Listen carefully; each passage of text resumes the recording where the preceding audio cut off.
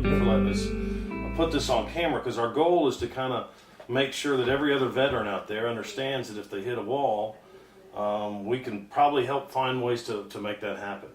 When I was in college, East Texas Baptist College in Marshall, I joined the 49th Armored Division and making preparations to go and finish up the work and go as a chaplain and into the Air Force. The Korean War broke out in 1950, and we were called down to the Armory, and they issued us our weapons, our uniform, and then had the group from over at Jefferson to come over and give us our shots, and took out $10,000 worth of insurance, and then they read to us the Articles of War, and then we stood inspection with General Albert Sidney Johnson from Dallas to come down and inspect us, and I received the only compliment that I ever did from an officer. The general looked at my combat boots. I had gone down and bought 2 cans of kiwi of the same color, and I put one on one boot and one on the other, and I spit shined them, and so you could see your face in them. He said, "Soldier, your boots look good." Well, I didn't know what you're supposed to say to a general, so I just stood there and just, with my face hanging out, I didn't say anything to it.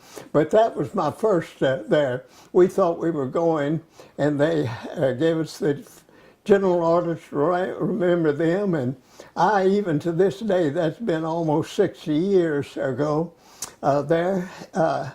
the first one I remember, I will walk my post in a military manner, keeping always on the alert and observe everything that takes place within sight or hearing. And the one I like best to give the alarm in case of fire and disorder, that was that. And I remember my serial number, even though that's been all of those years. It's 25950-303, sir. And my rank then was a PFC, and then I made plans to go to seminary and finish that, and then I got my orders to go out to Carswell Air Force Base to take my physical to go into the Air Force. I passed my physical, and then I ran into a wall. It was that I was a Southern Baptist, and there were no openings for Southern Baptist chaplains in the Air Force at that time, so I didn't get to go in. But later on, when I was over in Midland, Odessa, I joined the Civil Air Patrol. They're an auxiliary of the Air Force, and served there as a chaplain from then until 1982, when I started traveling with the evangelist David Stockwell. And then following that, my wife got sick, and we were here, moved to Spring, Texas, and she there was in Park Manor and out there, and I met Troy for the first time. He came in there. My wife was there, and I was taking care of her.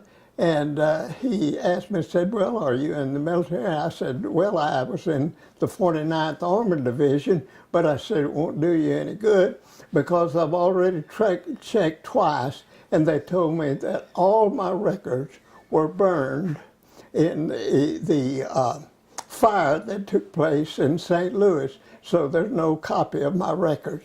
And I said, "You can't find?" Well, he said, "At least let me try."